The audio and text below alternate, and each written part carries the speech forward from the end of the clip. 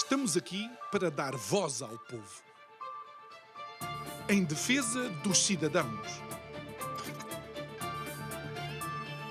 pela dignidade humana.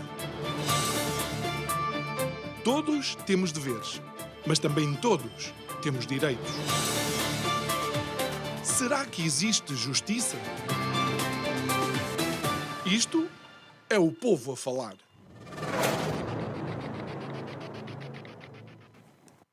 Ao longo da história da humanidade existe um paralelismo indissociável entre o bem-estar económico das populações e o bem-estar social e a tranquilidade com que governos, fossem eles democráticos, tirânicos, totalitários ou ainda monárquicos, iam ou não aguentando a sua estada no poder.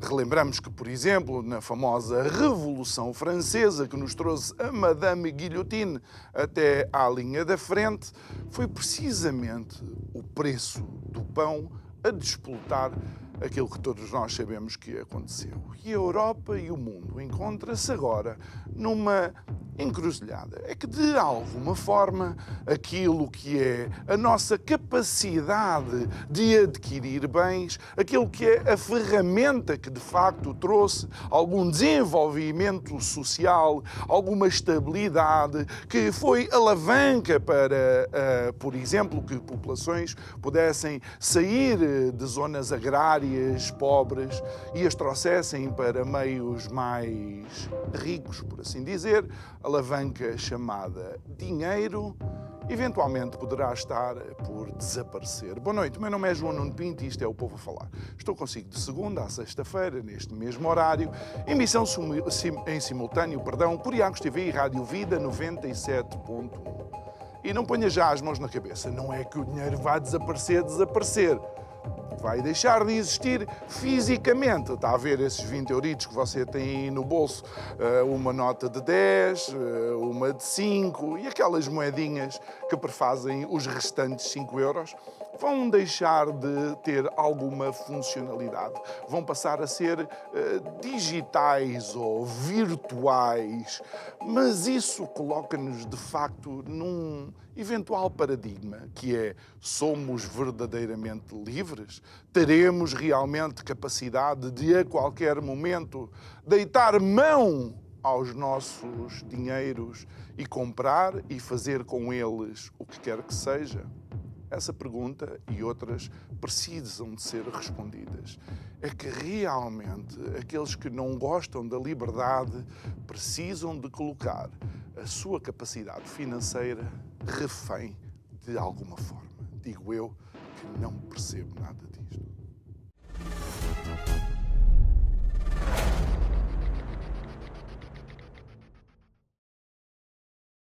De volta ao nosso estúdio, o nosso convidado de hoje é o presidente emérito da APDC, a Associação Portuguesa de Direito do Consumo, o professor Mário Frota. Muito boa noite, caro professor, é sempre um gosto tê-lo aqui connosco. Ainda antes de irmos ao tema central, muito boa noite. desta nossa conversa, que antecipo que os nossos ouvintes da rádio e a nossa audiência da Curiacos TV já devem prever o que é que vamos falar. Gostava de perguntar, professor, no seu dia-a-dia, como é que tem lidado, como é que tem visto aquilo que é muitas vezes a indicação dos preços ou a colocação dos preços ou a apresentação dos próprios preços ao consumidor, visto que continuamos a ouvir histórias de produto caro que é colocado na prateleira com o preço barato ou preços que não indicam de facto a totalidade do custo para o consumidor. Muito boa noite, uma vez mais. O agradecimento pessoal e o da instituição, da APDC, Direito do Consumo de Portugal, sediada em Coimbra, que muito reconhece o facto de ter aqui um lugar de certo privilegiado neste que é um programa de referência, para não falar da rubrica Direitos do Consumidor, que passa em antena às quintas-feiras, em princípio semanalmente. E falar dos preços é algo de controverso entre nós, porque nem sempre se tem presente que preço revelado, é preço total, em que se incluem impostos, taxas e demais encargos que nele se repercutam. Nós não podemos, de maneira nenhuma, confrontar-nos com situações do estilo: a primeira hora, 80 euros. E no momento da apresentação da fatura, 80 euros mais IVA, a saber, 98,40 euros. Não 80, mas cerca de 100 euros. Isso constitui uma violação crassa de um dos dispositivos da Lei dos Preços de 1990 e, consequentemente, constitui, a todos os títulos, uma contraordenação económica grave. Ainda ontem nos demos conta de que a apresentação de uma dada marca automóvel trazia prestação mensal, depois de outros valores, 345 euros sem IVA.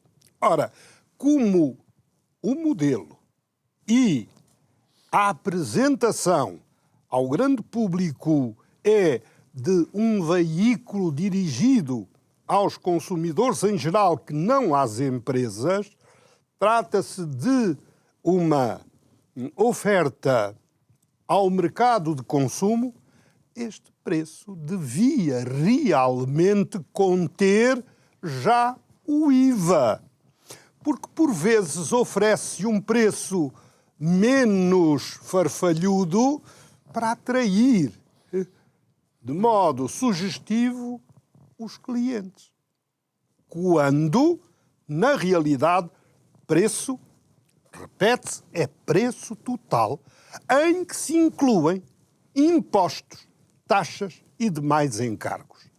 Aliás, outra das situações, e o João Nuno acabou de o referir, é o facto de, nas gôndolas dos super e hipermercados, nos aparecer um dado preço e preço distinto para mais ser exigido à boca da caixa. Isso constitui já não uma contraordenação económica grave, mas um crime de especulação, previsto e punido na Lei da Criminalidade Económica de 1984, com pena de prisão de 6 meses a 3 anos e pena de multa pena de multa não inferior a 100 dias, sendo que cada dia pode efetivamente atingir os 500 euros. No entanto, permita-me, antes de concluir a ideia, que lhe diga que o diretor-geral da APED, da Associação Portuguesa das Empresas de Distribuição, no outro dia, com um extraordinário desaforo, vir dizer, em entrevista a uma das televisões generalistas, que, com efeito, muito se fala dos crimes de especulação, mas 70% das situações são de preços que na Caixa são inferiores àqueles que se acham expressos nas prateleiras dos estabelecimentos. Ora, eu gostaria efetivamente de apelar ao bom senso das pessoas, porque que dados são estes? Que manipulação é esta, inclusivamente dos espectadores? Ou seja, carece de comprovação. Obviamente. Então 70% dos preços na Caixa são inferiores àqueles que se acham efetivamente definidos nas gôndolas. Mas eu tenho que ser das pessoas mais azaradas, porque sempre que tenho uma situação dessas é porque o preço é para cima. Sempre que sou testemunha de uma situação dessas é porque o preço é para cima. E 70% significa que esse senhor diz que 7 em 10 das ocasiões o preço é para baixo. Pode não ter sido o mordomo, mas parece que foi o mordomo, de facto, o professor Mário Frota. Vamos então ao tema central. É claro que poderíamos fazer um só programa sobre esta situação dos preços. Mais uma vez, penso que a sua intervenção clama por uma maior atenção por parte do consumidor e saber e reconhecer os seus direitos no momento em que está a adquirir alguma coisa. Professor, há uma forte preocupação de grande parte da população, ou pelo menos daqueles que estão mais atentos, sobre a eventualidade de desaparecer o dinheiro físico. E eu tentei, na fase inicial, na intervenção inicial, demonstrar em como o dinheiro físico, ou a falta do mesmo, sempre foi o catalisador de revoluções ou então o apaziguador das mesmas. O ele desaparecer é perigoso? Parafraseando Mark Twain, a notícia da morte do dinheiro físico, do numerário, é naturalmente exagerada. Fixemo-nos nos dados que o último estudo sobre os custos sociais do dinheiro constam de um relatório do Banco de Portugal, reportado a 2022, é um relatório quinquenal que surge realmente agora, foi revelado a 28 de maio pretérito e que oferece dados incontroversos que são curiosamente favoráveis aos quadros em que se inscreve o dinheiro físico. Mais de 52%. Com rigor, 52,2% dos meios de pagamento constituem ainda dinheiro físico, numerário, em circulação, contra 70% em 2018. 38% de cartões de débito e 2% de cartões de crédito.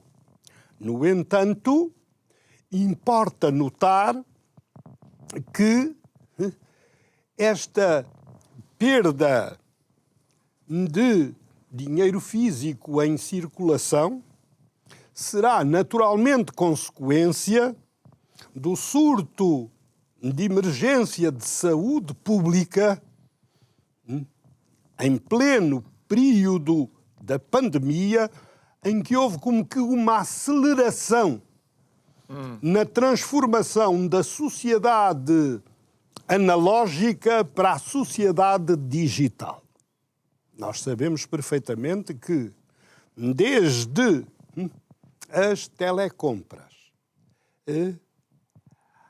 ao teleensino, ao teletrabalho, à telefarmácia, à telemedicina, ao telelazer, tudo se acentuou nesse período em razão da clausura a que todos estivemos sujeitos, do confinamento, da prisão domiciliária a que nos forçaram.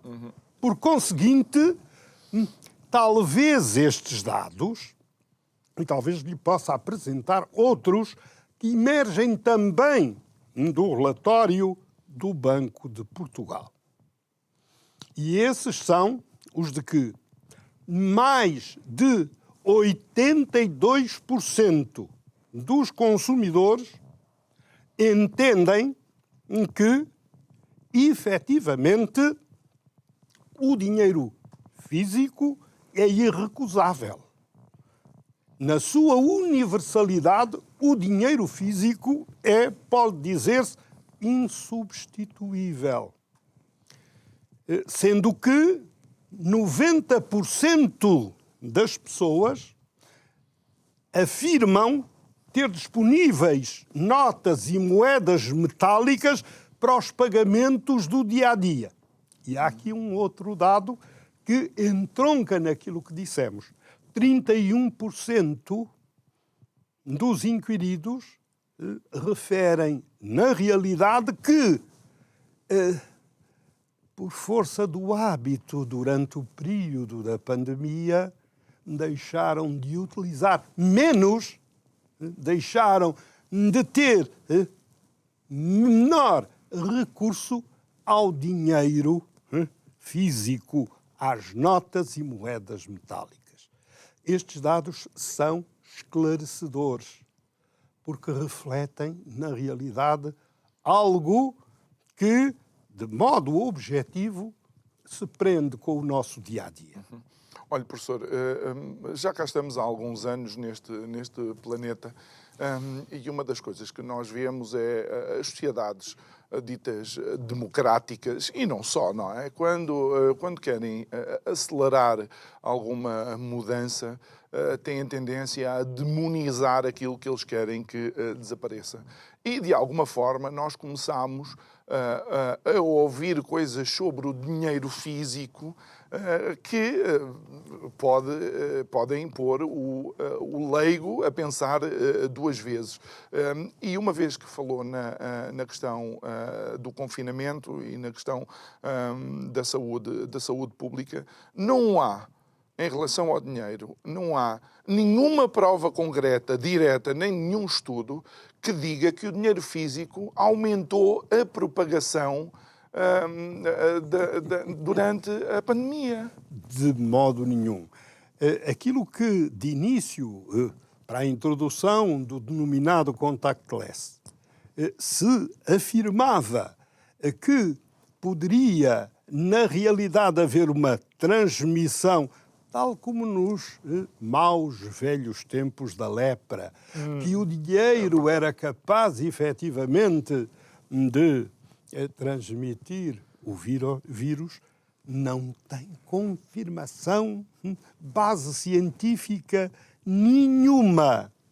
Claro que o confinamento gerou, na realidade, um recurso acrescido, claro, ao dinheiro digital, a home banking, a outro tipo de contactos, porque esses eram impostos pelas circunstâncias do tempo. Não nos esqueçamos que o decretamento do fim da pandemia só ocorre a 5 de maio de 2023, bem próximos de nós. E hoje continua a haver um certo alarme, porque o número de mortos em consequência das novas variantes da Covid-19 tem vindo a crescer nos últimos tempos. Pelo menos segundo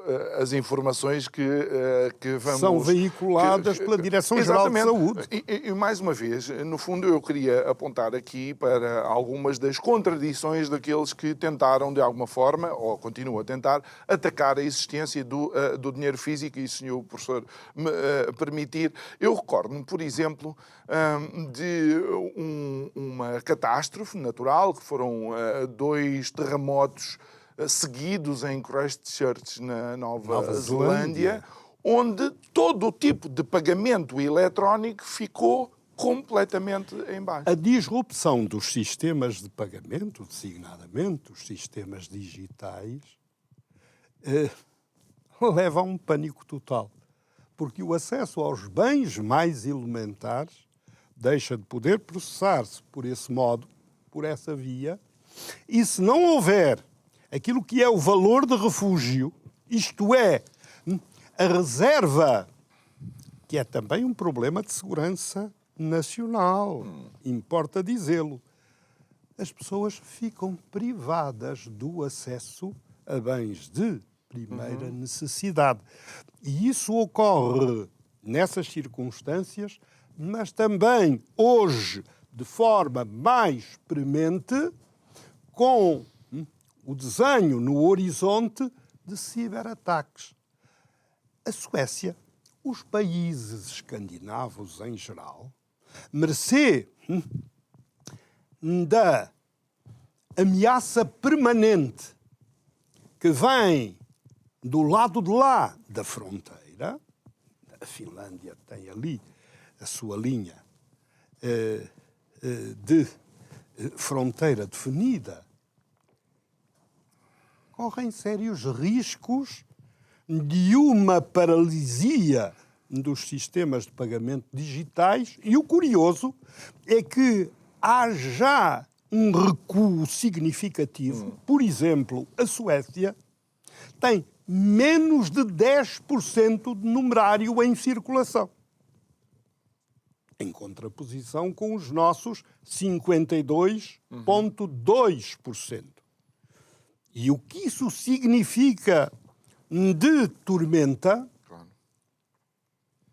leva a que eles estejam em franco recuo, porque pretendem repor níveis, uma vez que, sem posse do dinheiro físico, as coisas complicam-se extraordinariamente. Há uma perda de liberdade e de autonomia muito grande. Absoluto, mas de acesso, Claro. Mas pela universalidade do dinheiro físico, que é o único bem público Exatamente. que E já lá vamos garante efetivamente também aí a privacidade. Mas deixe-me colocar aqui um desafio. Eu creio que muitos dos nossos concidadãos não estão tão preocupados com a fronteira que tem a Finlândia, mas estão mais preocupados com aqueles que os governam a eles mesmos, com tanta tendência totalitarista que tem surgido nas nossas ditas democracias liberais. Mas sabe que os ciberataques não se confinam pela linha de fronteira. Tudo isso se precipita sem haver necessidade hoje de um murete, um bloco físico a separar nacionalidades. E daí os receios, sabemos-lo, quando há interferências nos sistemas eleitorais, a paralisação de um qualquer sistema de pagamentos é mais evidente a partir de um qualquer ciberataque desferido contra o sistema do país A, do país B, do país C. Mas deixe-me colocar o desafio, e ainda bem que somos amigos e vamos continuar amigos. As três maiores plataformas de pagamentos digitais na Europa nem sequer são europeias, são americanas. Exatamente, mas é por isso que neste momento a Europa tende a encarar a hipótese, há uma proposta de regulamento nesse sentido, de introduzir o euro digital. Introduzir o euro digital como complemento da moeda com curso legal, que é o euro e os seus submúltiplos, os CENTES, como forma de obviar a esse tipo de preocupações. Mas repare, sabia que, e este dado é incontroverso, de harmonia com o que revela a Europol, só em 2023 as fraudes que se abateram sobre o dinheiro digital somam nada mais, nada menos, sem considerar eventualmente as cifras negras, são aquelas que não são reveladas, 1.530 milhões de euros.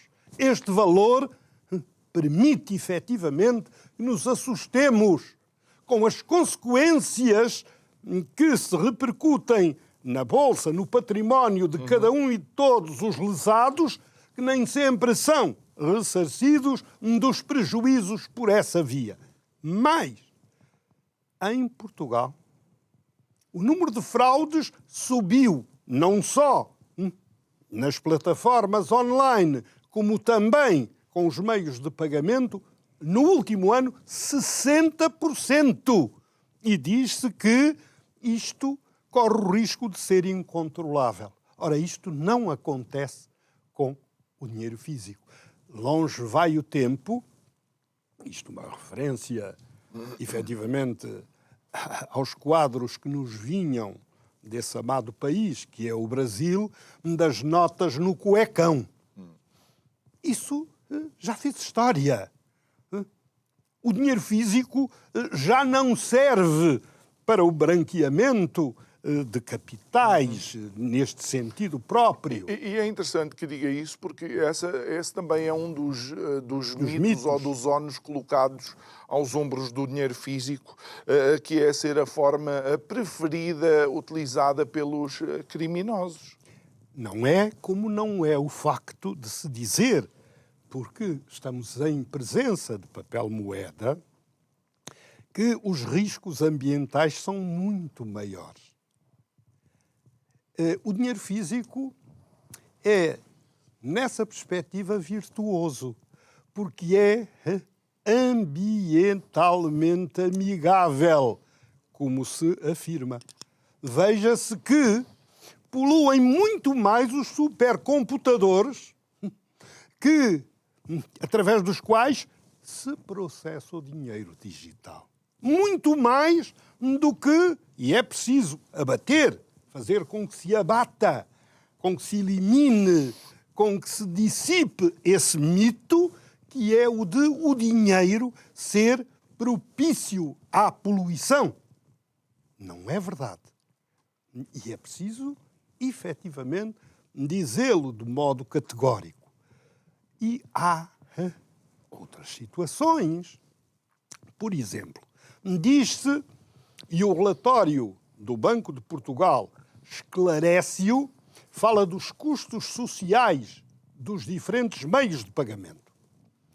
Embora os consumidores não tenham com efeito encargos com o dinheiro físico, outro tanto se não dirá através dos cartões de débito e de crédito, ainda assim, através de critérios que o Banco de Portugal não revela, aos consumidores, talvez por virtude do tempo, do levantamento dos dinheiros, nos pontos específicos de dinheiro, nos ATM, etc., o dinheiro, o numerário, custa aos consumidores, segundo o Banco de Portugal,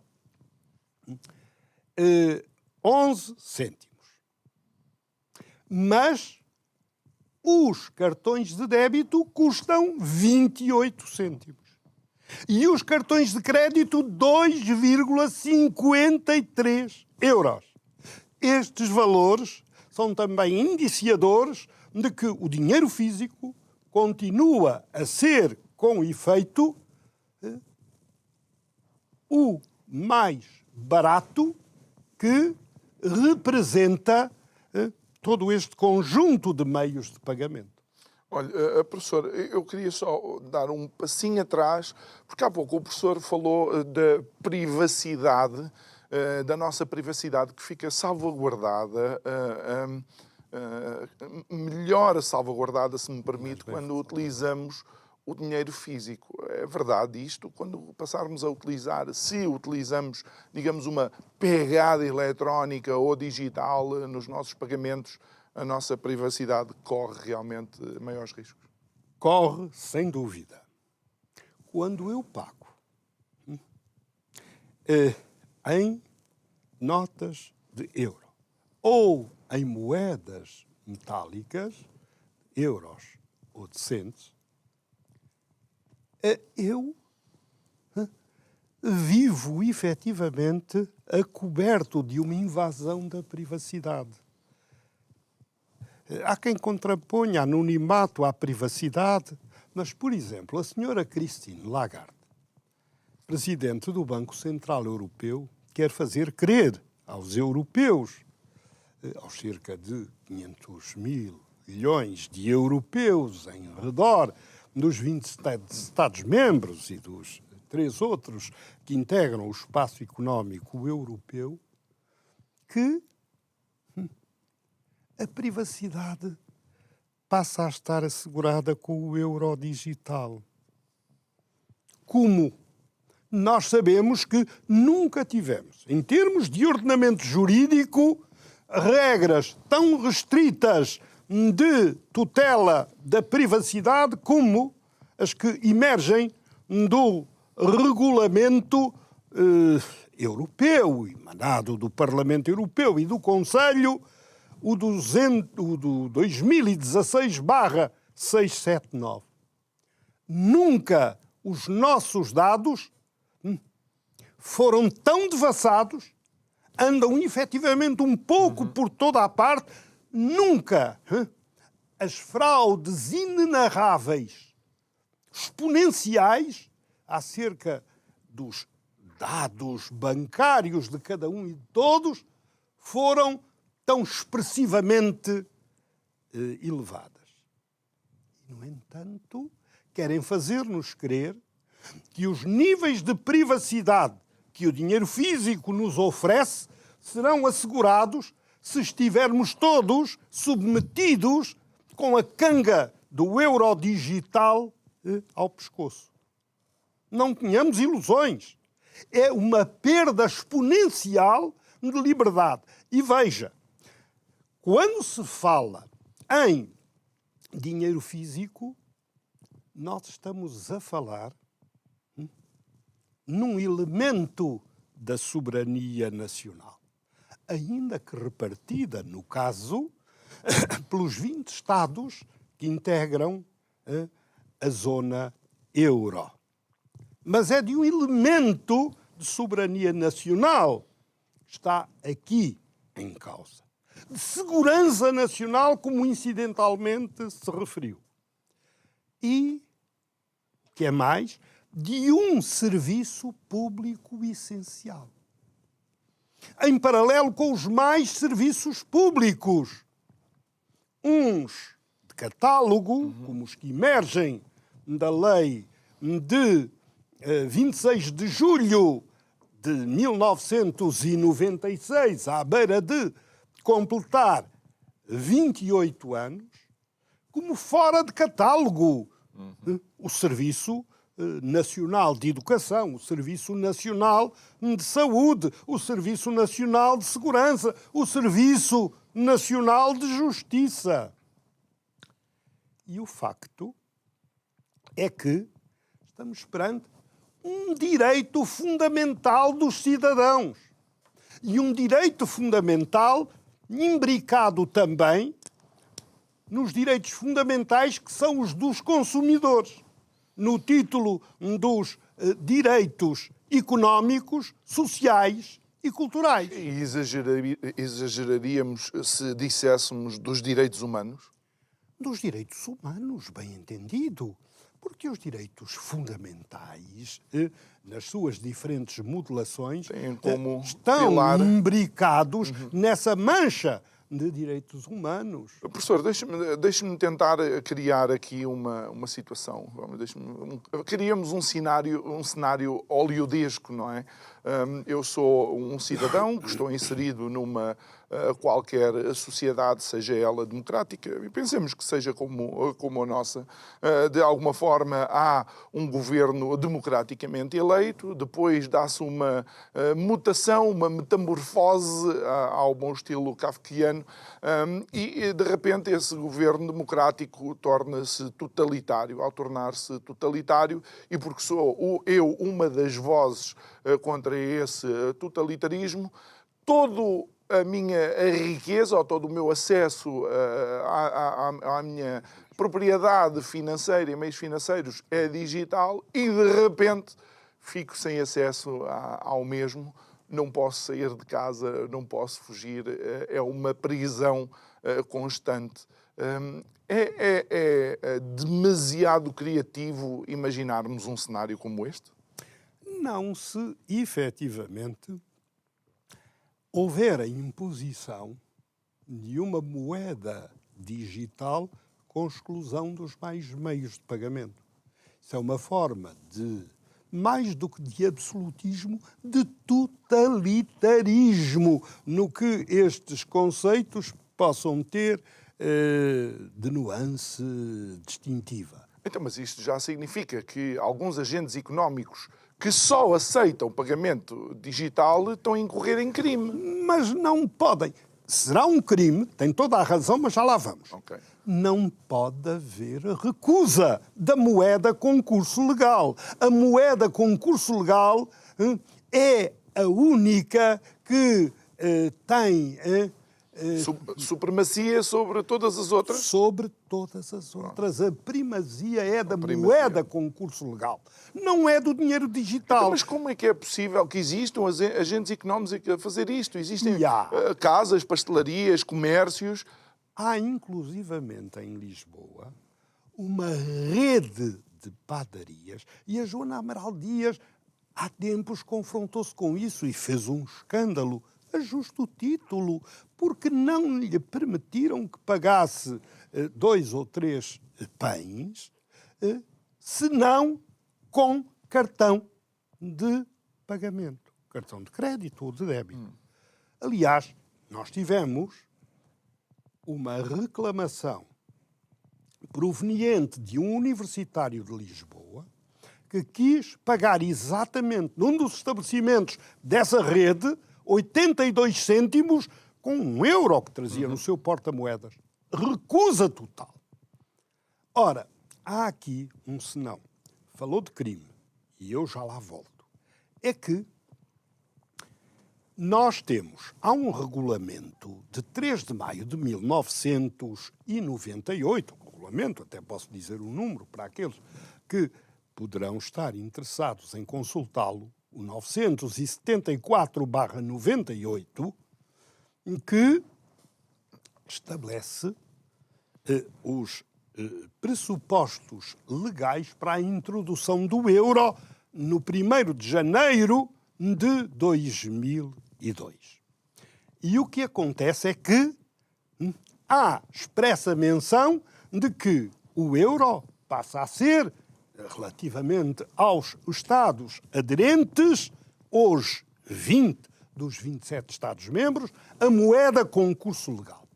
Só que o legislador português, persuadido, certo, de que não se suscitariam problemas da ordem dos que ora se nos deparam, não estabeleceu uma moldura sancionatória para quem viesse a recusar aquilo que não pode recusar. Ou seja, não há castigo para quem... Nós estamos perante uma norma imperfeita. Há uma proibição. No outro dia ouvi alguém dizer que, havendo proibição, mas não havendo sanção, que este comportamento, o da recusa, não era ilegal, mas sim legal. Isto não faz sentido nenhum. Eu também creio que não. A norma, uma vez violada, leva à ilegalidade. Só que nós não temos, de modo direto, importa dizê-lo, uma sanção. Dever-se-ia estabelecer, como recomendam alguns dos instrumentos normativos da União Europeia, uma sanção proporcionada, adequada, dissuasiva. Eu, há instantes, ao virmos para o auditório, referi o facto de uma empresa mercantil que no mercado tem efetivamente alguma aura e se faz passar fraudulentamente por associação de consumidores, nem sequer vou pronunciar o nome, usava normalmente na sua aproximação aos consumidores comunicações não solicitadas, o denominado spam. Ao cabo de 5 anos de persistência de um cidadão, ao tempo, nas Caldas da Rainha, que até me autorizou a dizer o nome, mas não vou fazê-lo, por razões de reserva, esse cidadão conseguiu a essa empresa que se faz passar por Associação de Consumidores uma coima de 107 mil euros. Isto tem a ver com a forma como as sanções têm de ser dissuasivas para que o crime não compense. Sabe o que aconteceu? Impugnaram a decisão para o Tribunal de Oeiras, ou coisa que o valha, e o Tribunal condenou-os, reduziu a coima de 107 mil euros infligida pela Comissão Nacional de Proteção de Dados para 2.500 euros. Foi o que eles quiseram saber. Porque, a partir daí, nunca mais deixaram de incomodar as pessoas. Porque o crime compensa. Telefonar sistematicamente para a casa das pessoas, quando se exige prévio consentimento. Prévio consentimento. 2.500 euros é uma alegria. E é importante que a audiência, a nossa audiência e os nossos ouvintes da rádio também tenham a noção de que quando eles telefonarem ou fizerem comunicações sem consentimento prévio, não significa que vão pagar sempre a multa, porque só pagariam ou só pagam quando há uma efetiva queixa por parte do consumidor. Exatamente. Que, infelizmente, é a exceção. Exatamente. E muitas vezes esbarra no excessivo expediente da Comissão, como terça-feira última, em uma conferência na freguesia de Santo António, nos Olivais, soubemos de gente que está farta de ligar. Esse consumidor das Caldas da Rainha persistiu durante 5 anos. E as pessoas desesperam porque, tendo consciência de que há uma violação real, efetiva, de que fazem a denúncia, não veem as coisas solucionadas. Isto para dizer o quê? Para dizer que a sanção tem de ser dissuasiva. A coima, nestas circunstâncias, nem sequer deverá ser grave. Tem de ser, no quadro atual, muito grave. Mas há uma sanção indireta, para não perdermos. O João Nuno disse bem, isto é um crime. Será um crime se o Banco de Portugal, que é o regulador, perante uma denúncia que deve ser lavrada no livro de reclamações ou enviada diretamente com todos os dados e os necessários elementos de prova ao Banco de Portugal, se o Banco de Portugal notificar os infratores de que devem afeiçoar o seu comportamento à lei, e se o não fizerem, passam a estar incursos na moldura do crime de desobediência, que o Ministério Público terá de atuar. Portanto, repare, há um crime, há uma sanção, mas uma sanção indireta. E o que é que a associação que hoje faz de todo a defesa do numerário do dinheiro físico, a Denária Portugal, pretende, e já foi recebida de resto, na Comissão de Economia do Parlamento, um dia destes. Pretende que o legislador português estabeleça, enfim, a sanção, transforme uma norma imperfeita numa norma perfeita, com a hipótese e a estatuição, com a previsão e a sanção, e a provisão, para que estabelecimentos que afrontem a moeda com curso legal tenham o seu troco. Claro. Nós estamos mesmo nos últimos 5 minutos e, professor, eu de todo não consigo acreditar que exista um modelo de negócio que torna exclusivo o pagamento digital e que não tenha o conhecimento legal dessa norma imperfeita. Portanto, há um aproveitamento, de facto, da imperfeição dessa norma. E deixe-me terminar levando para uma questão que nos preocupa. Portugal não apresenta bons números em termos de poupanças financeiras por parte das famílias. Ganhamos pouco e temos uma má gestão dos nossos recursos financeiros. Somos muito profícuos em compras por impulso. E é aqui onde pagar com o dinheiro físico nos faz sentir a dor... A dor de pagar. A dor de pagar é o único. É o único meio, porque o dinheiro digital é um dinheiro invisível que leva ao excessivo endividamento, ao endividamento superlativo, porque nem sequer há.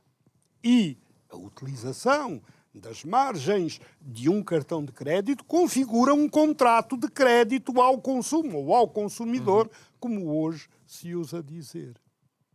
E o facto é que, com os juros sobre juros, o famigerado anatocismo, com o desnorte, porque as pessoas têm mais olhos que barriga, quando se não sente a dor de pagar, gasta-se descabeladamente, desbragadamente.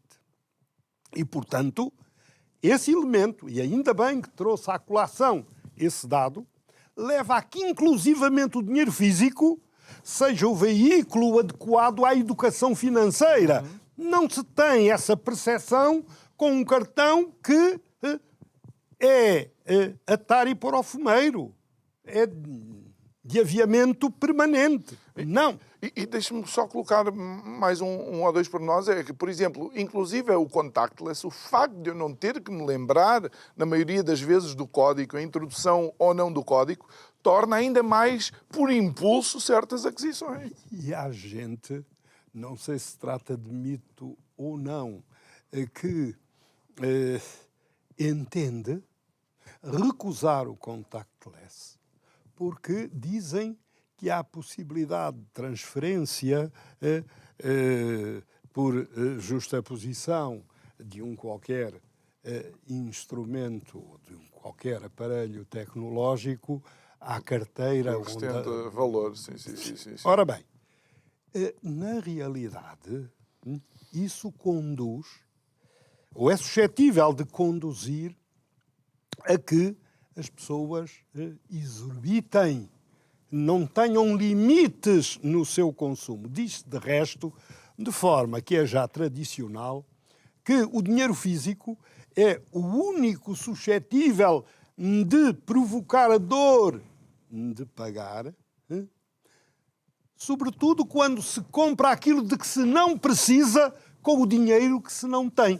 Ou seja, faz-nos pensar ainda mais. Professor, em 30 segundos, como é que o consumidor tem que olhar para toda esta questão e também para a sua vida financeira, como é óbvio? Com preocupação.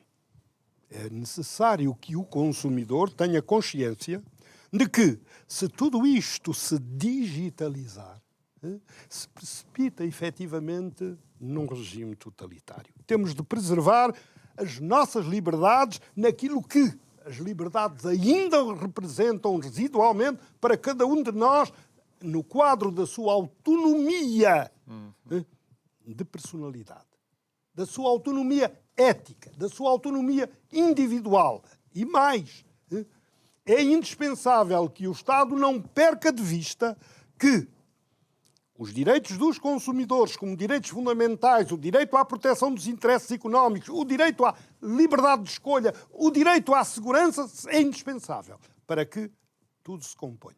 Muito bem. Professor Mário Frota, muito obrigado por ter estado aqui connosco mais uma vez. Professor que é Presidente Emérito da Associação Portuguesa de Direito do Consumo. Obrigado a si que nos acompanhou neste programa. Já sabe que pode rever esta conversa subscrevendo o nosso canal de YouTube. Quero também agradecer a todos os ouvintes da Rádio Vida que não nos veem, mas ouvem. Desejar-lhes uma ótima noite e até amanhã que estaremos de volta. Obrigado.